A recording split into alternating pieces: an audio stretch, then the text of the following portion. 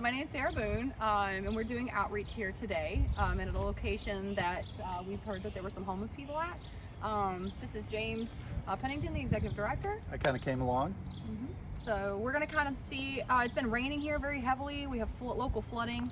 A lot of homeless are complaining about the loss of a lot of their things. We have some tents in my car in case we find some people that need some shelter. But this is kind of going to be what it looks like to live in the rain, outdoors, unsheltered, with no place to be dry and warm at night. So I have no idea what we're going to encounter. Literally no idea.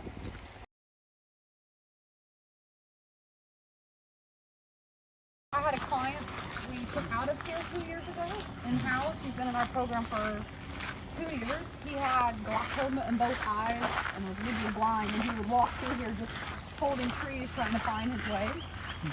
I haven't been, the Biloxi Police Department got a call that there were homeless out here recently, so this is one of the locations. So do you think these are the belongings of unsheltered people? Oh yeah. Trying to kind of make a home out here in the woods? Yes. The shelters they're really all different. We have some that are very clean, there's some that aren't. We have people who've made like small bathrooms, like an old shed that they drag out here.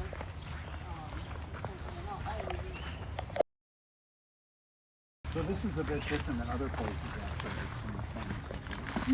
Yeah, we used to have a really big camp under a bridge. Yeah, that's generally what most people. Well, the city came in and bulldozed it. They gave them a small period of time, and they said, "You get your stuff out, or we're bulldozing it." Which was a great location. It was by the water. Kevin and I have actually been there before. It was by the water. It was under a bridge, so the rain wasn't getting on them. It was kind of an ideal location. And then they moved everybody to the golf course out here. And then moved everybody off the golf course. So there really isn't anywhere. I mean, you'll see how long of a walk this is, so it's harder for people to get out here to find them. Yeah. But then they started sleeping on the roofs of roofs of buildings, because nobody thinks to look up for the homeless and put it down. You see them sleeping on the beach a lot because that is not patrolled by the city; it's patrolled by the county. So they feel safer there? A little bit safer, yeah. I remember standing out there and there was this beautiful sunrise, and the sun's coming up and thinking, "Oh, it's so beautiful here." And then a man's head popped up when the sun came up, and I was like, "That's kind of our ugly truth, isn't it? Like it's this beautiful sunrise, but we're hiding the homeless, and they're hiding from us." So, so is this originally like a hiking trail or forestry trail, or you don't know? I have no idea. No idea. Yeah, you definitely see remnants, right? Oh yeah.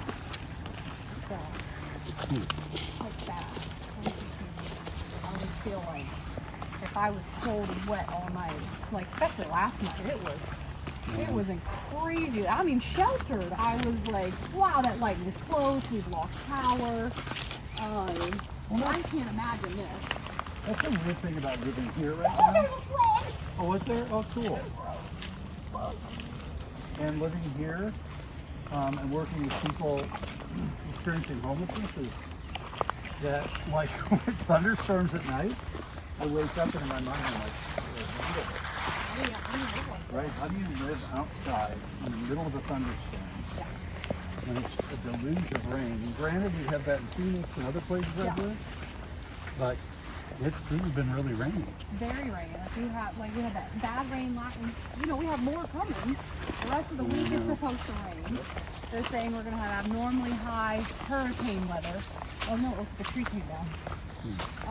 Abnormally high hurricanes. I'm not sure if we're going to, did this message just come down? Oh, there's a camp right there. Oh yeah. So, usually when we go into camp, we always announce ourselves. We don't want to shock them. We don't want to surprise them. I tell them who I am and where I'm from. They don't have to, sometimes they won't come out and talk. Oftentimes during the day, there won't be people in the tents anyways. They're out getting their services or whatever, and they come back in the evenings. Yeah, so we'll kind of announce ourselves as we go up. We may know some of the ones out here anyways, so. Wow, they made quite a little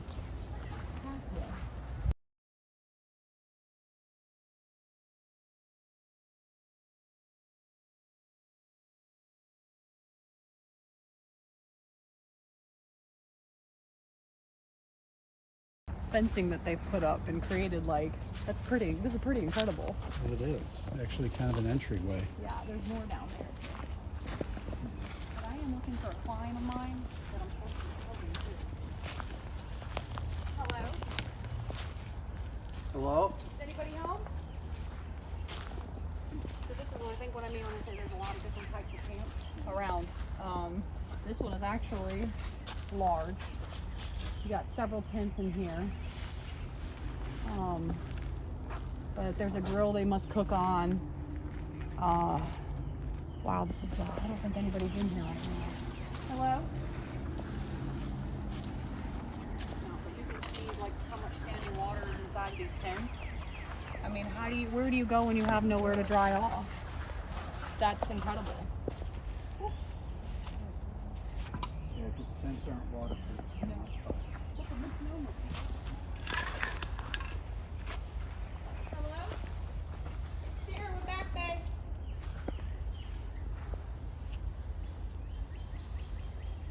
And like, this isn't gonna dry. That's not gonna dry at all. Incredible. It really is. So all the stuff they're drying is just going to be wet again tonight. We have rain for the next 3 days. And there really isn't anywhere. This is clearly the restroom because they've spray painted it on that tent. And you can see toilet paper. Can I say that? Yes. Says That's the shitter over there. That's the restroom that they're using. This is actually pretty incredible. This is a pretty large. It's one of the bigger camps I've seen. They kind of created a fence around it from mattress springs. Isn't that incredible? It is incredible, actually. It's creative. It's very creative. Yep. So we can go down. There's another. I see another set of tents down there and a truck. But this is This is how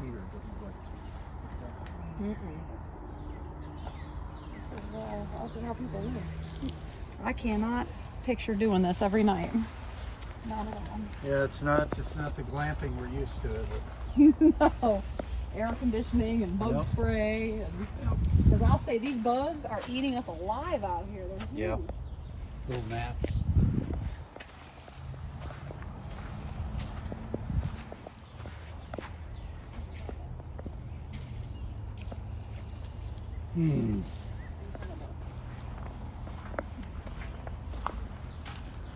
Yeah, but I mean, they have nowhere to go tonight. There's no shelters.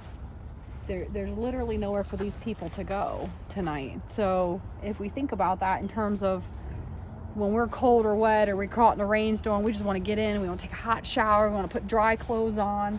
They will sit in their wet clothes, lay with wet towels, and there's just nowhere. There's nothing, there's no services for this. I mean, Back Bay, we provide showers and laundry, but we could never dry all these blankets and wash all this stuff for them, and they would bring it out and it would just be wet again anyway. So it's quite sad.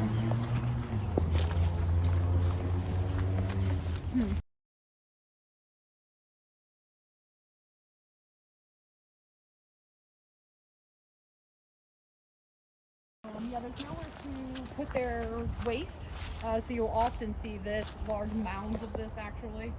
When they were on the golf course, the previous man that owned it would bring out someone to clean the waste up once a month. They could put it in one location and they would have a waste truck come pick it up. But here they don't have garbage bags or a dumpster, so it kind of ends up looking a lot like this. Yeah, it's not like you're going to carry it out, right? Yeah, which would be the pros of having a shelter, right? Like, yep. You wouldn't see all this. We would save money in the community if we put a shelter up, so we wouldn't have to come out and continually deal with this. So, yep. I don't know. Like the bugs. I could not sleep with the bugs. Oh, they're incredible. Now this is the camp this is where I found one of my clients, the man that was blind. So he would have walked from all the way up here, all the way back here, legally blind. Of course, since then he's had double cataract surgery since he's been housed. He can see we just moved him into a new apartment. He's been in our apartment for about 2 years. He had to move, no fault of his own. We just had to find him a new apartment. And he's one of the funniest people you've ever met. He cracks me up. He's so funny. Oh, wow. So Sarah, how long would you say this has probably been an area of encampments for? people Years. experiencing homelessness? Years? Oh, years. I've been out here. I came out of what, 2-3 years ago? Okay. Hello? I mean, they're hanging their clothes to dry to be wet again tonight. So they must have driven out here. In this, I'm not even sure if that car runs. no, it doesn't look It like may it just doesn't be have any windows, does it?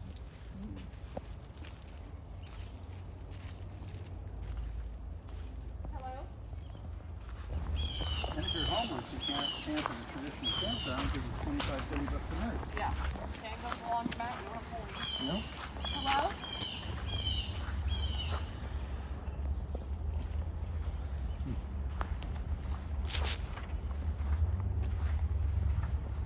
So this is pretty typical during the day that they would not be in their camp. This is not abnormal. And their restroom is over there in a potty chair. Yep. I don't think there's anybody here.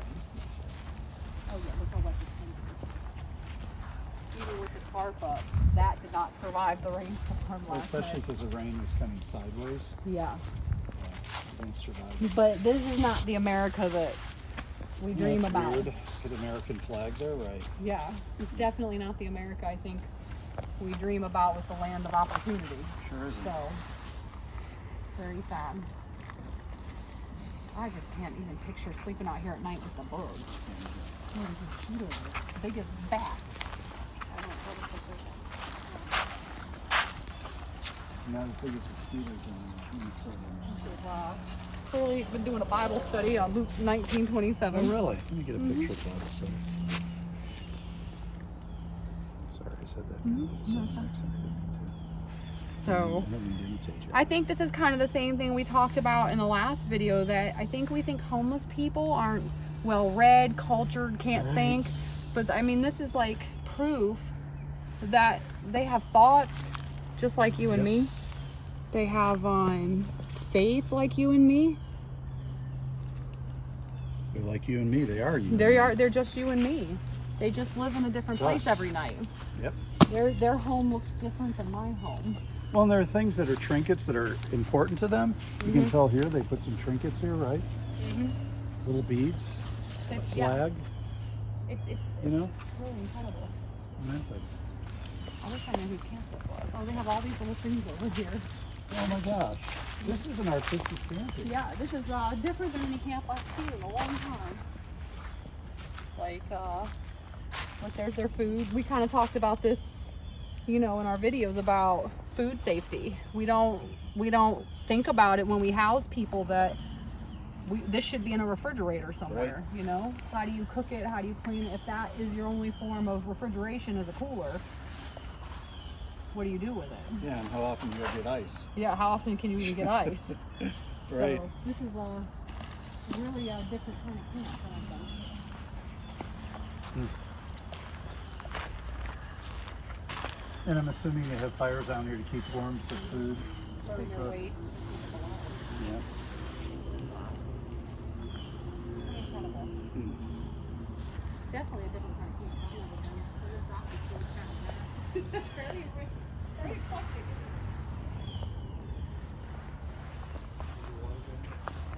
Take your foot and walk.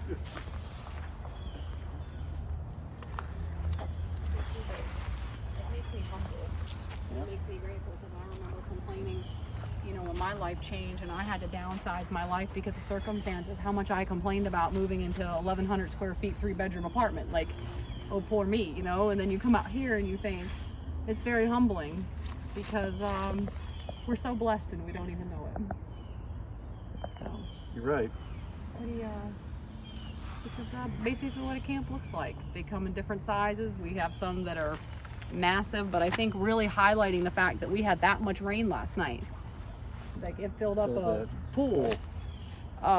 There's no way these people stayed dried and warm last night. There was no shelters open in Harrison County.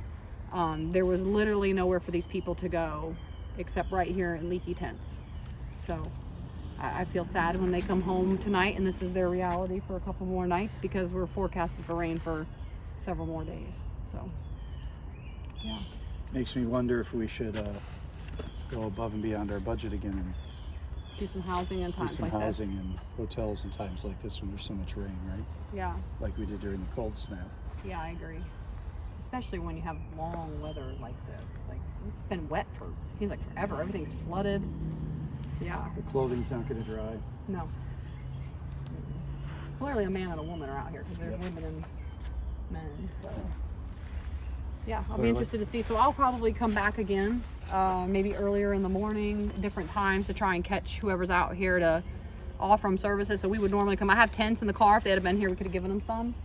But normally I would come out and provide services right where they're at. Like, what can we help you with? This is maybe only 5 miles from Back Bay Mission, but on feet that's a long 5 miles when you're transient. So we find that people that are on one side of the city don't commute to the other for services. So if we can come out here and do a food stamp application in the woods, and then when your car comes, I'll drive it out to you. Like, if we can give them services where they're at, which is ideal with homeless. If you were housed and we could bring services to you, that would be ideal too. So yeah, it makes it, yeah, it's one of my favorite parts of my job is this, because I always think they're getting so much from me. Yeah. Like, look what I'm doing for you. But I remember my first camp I ever went in, I cried when I left, and I thought I got more out of that. Then I brought them sandwiches, but they prayed for me.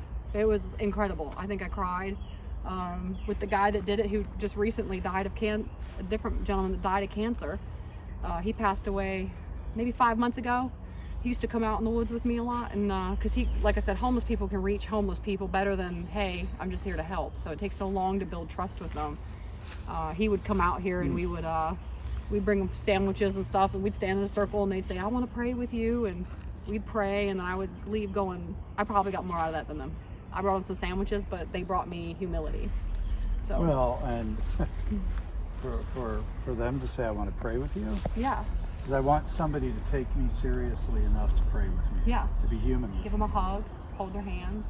That human touch that we don't do. We just held incredible. hands. Yeah. And then it was crazy, because when we came to the camp, there was only 2 people in it, and they were all kind of spread out everywhere. And I had a huge bag. Starbucks had donated full of sandwiches, and they said, I said, well, you can keep the sandwiches. And they said, we're going to call everybody. They got around, they got every neighboring tent and gave away the food to everybody. And I thought, wow, we hoard, right? I got to get all my money, all my things. This is my stuff, my pile. But they so easily share with everybody. And we had a man at the day center the other day with a stimulus check, buy food for everybody. Yep. And I'm like, how many people, we got stimulus checks, how much of that went back into people who needed it? He bought lunch meat and bread and I think potato salad. For everybody to eat. So it's an interesting thing that people who don't have give more than the people who have. So. And just think about what your life would be if you lived down here, right? Yeah. What would that be like? And I see over here they have a mirror, so they obviously dress and then they look at themselves in the mirror. Oh wow, I didn't even see that. Just like all of us would, right? Yeah. They have a rake here they've taped up with duct tape. That's incredible. So there's some pride in their camp, obviously. Yeah. They have this kind of table organized with some chalk. I'm assuming Play-Doh. That might mean there's a child here. Oh goodness. Right? That would make me very sad. Play-Doh, chalk. Oh yeah, there's kids' toys. Kids' toys. I wonder if there is a child. Oh, there's a back. What is that? Dr. Seuss. That's Dr. Seuss. Yeah. That would be that.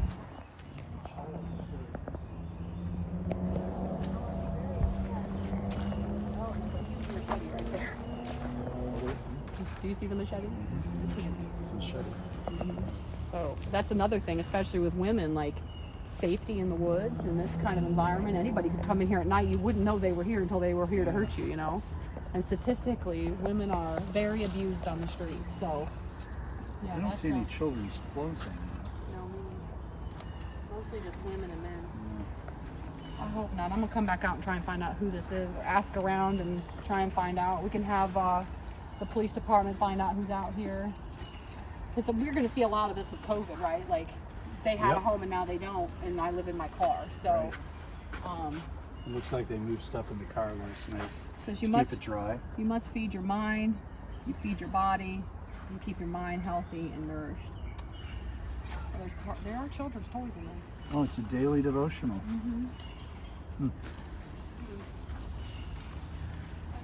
Yeah, make no assumptions, right? No, I will definitely be back out here to find out if there's a child for sure out here, because that is not going to happen.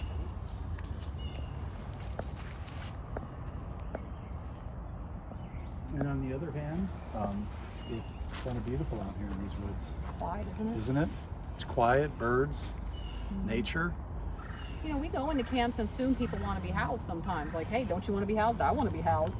But they say we are housed. We just sleep in a different place than you. So not everybody wants to be housed. This is That's my a house. misnomer. Yeah, under the canopy of the trees. I'm happy here. We run across a lot of veterans with PTSD. They are happy in the woods. They don't want to come out. They've got everything that they need, and that's where they want to be. So it is a misnomer to think that everybody wants to be housed. They do not want to all be housed. So, and sometimes it's a process of, like initially I don't want to be housed, and then, medical problems, something comes up where they want housing, and we still make that available to them. So, and get them in touch with Open Doors and all of that. So it is quite beautiful out here, isn't it? Yeah. Well, it makes me think of the privilege that we have to say, I want to go camping. Yeah, I know. Yeah, that's like a big to-do, right? Big to-do. We go to Walmart, we buy a little camping grill, we have everything. I'm not going without an air mattress and a fan. So And you come out here and it's like, okay, they're camping on a permanent basis. And yet and they didn't go to Walmart. Nope. Didn't even go to Walmart. And that's why we probably saw a lot of the trash along the way, is that stuff that some people used, right, to build their camps. To build it. And we give out tons of these tarps because they can put them down under the tent to keep the bottom of the tent from getting wet. They drape them over the tents like this. This is really quite creative. I've not seen exactly like this. That may have done better in the rain coming down than in. But that for sure did not stay dry over there. Do we give people a lot of bungee cords? No, I don't know where they got all this. this. Some bungees. Yeah, that's really great. Or rope or something. Yeah. Yeah. We used to give away a lot of propane too. Oh, we got to get some of that. Of course, here we're saying this is what we think they need. But they'll tell us. They'll tell us. That's Ask another them, what thing, do they right? need, People right? who've never been homeless, we think we know what they want too. We think we know what they want. Like I can empathize, but I have never had to pack everything in a bag and live in the woods. So it is interesting. We always think we know what they want. I still do it 4 years later. I still Bungee think I know cords. what you want. Yeah. You must want bungee cords. Right. Yeah. So it's really interesting. Well, that was this one. We shared this actually today to Lakota Reservation, Pine Ridge, and we had a mission group out there, right? And they're like, they get 50 people a week going, and they build bunk beds for the people on the reservation. That's incredible. And I talked to some of the indigenous people. They're like, well, we don't use bunk beds. We all sleep on the floor, but we take them apart for firewood. So they build other things. But all the white folks came in and said, well, you need bunk beds. You need a bed, a you're proper sleeping on the bed. floor. Yes, exactly. It's just like, we don't presume, right? Yeah, that's I think what we were just talking about, where we don't listen. We don't always listen to what people are saying. We just keep assumptions going. And like I ask you, Sarah, what is it you need, rather than assuming what you need? Yeah. Ask Kevin behind the camera, what does he need, rather than assuming what he needs? Yeah, bug spray, I'm betting. Yeah. So yeah, this is a camp, and this is kind of how we find people. They're in woods, they're under bridges, they're on top of roofs. Most of the time I find out where they're at, either through other homeless people, through other organizations. A lot of times when a referral is made to me, they'll say usually located at Waffle House on 49 or just some random place. So that's kind of where we'll go and look. Like I have a client I'm looking for, has no phone, but I know she camps out here. So I didn't catch her today. Hopefully I'll find her. I see her walking down the streets during the day sometimes. So yeah, this is typically how we find them. The police department will tell us, kind of give us a warning or heads up, hey, this is kind of where they're at, you want to go out. We go out in groups. Safety is important when you come to a camp, because if you walked into my home, I would take that as a safety and I would probably react. So it's kind of the same thing. We're walking to their homes. So we want to be safe as well as them. Yeah. So as the executive director, I think I'd rather be out here than sitting behind my desk, to be honest. Yes. I can feel your heart. Yes. I can feel your heart. Yeah. This is one of my favorite things to do is come out to the camp, because this is humbling. This is humbling. And I think with COVID, we're going to see a lot more people experiencing homelessness for the first time who don't know how to set this up. So, and especially as any COVID monies run out, our stimulus checks, our gone. apartments, When the world goes back to turning and the people are still affected. Yep. So the poor stay poor, mostly. The poor stay poor and the poor get poor.